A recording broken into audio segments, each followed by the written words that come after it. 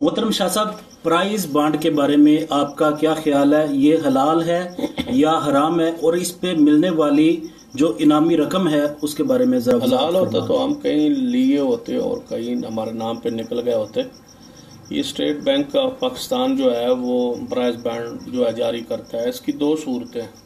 एक सूरत तो यह है कि बंदा उस प्राइज बांड को ख़रीद लेता है, यानी कि वो पैसे यानी कि बांड ले लेता है।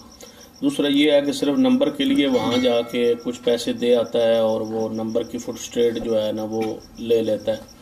अगर वो नंबर लग जाए तो फिर उसकी कीमत अदा करके और बाकी वो ले लेता है। एक सूरत ये है कि वो बांड पूरा ले लेता है, ख़रीद लेता है बंदा। वो गवर्नमेंट उसको जो है वो ये गारंटी देती है कि ये जो बांड है ये आपका पैसा ज़ाया नहीं होगा, इतने का 40,000 का है, 20,000 का है, ये बांड तुम्हारा महफूज है, पैसा तुम्हारा महफूज है। लेकिन इस पर कुरानदाजी होगी और जिसका नाम इनाम निकलेगा उसको इनाम मिलेगा। अब देखें कि वो जो पैसा सारे लोगों का ले लेते हैं, जो उसके बदले बांड की गारंटी देते हैं, तो वो सारे लोगों का जो पैसा है वो सारा खर्च हो रहा है। चाहे वो कारोबार पे खर्च हो रहा है, चाहे वो कहीं भी खर्च हो रहा है, मजहूल है, कोई पता नहीं है किससे वो गवर्नमेंट पैसा लेके हमारा क्या कर रही है।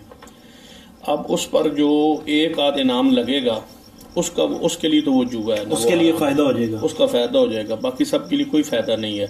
अब किसी के पैसों से बगैर किसी वजह के वो दुनिया फ़ायदा हासिल कर रही है या वो बंदे फ़ायदा हासिल कर रहे हैं, तो इसमें ये जुए की एक बदतरीन किस्म है कि बंदा जो है अचानक थोड़े पैसे के बदले जो है उसका वो इनाम निकला है और उसने वो हासिल किया है।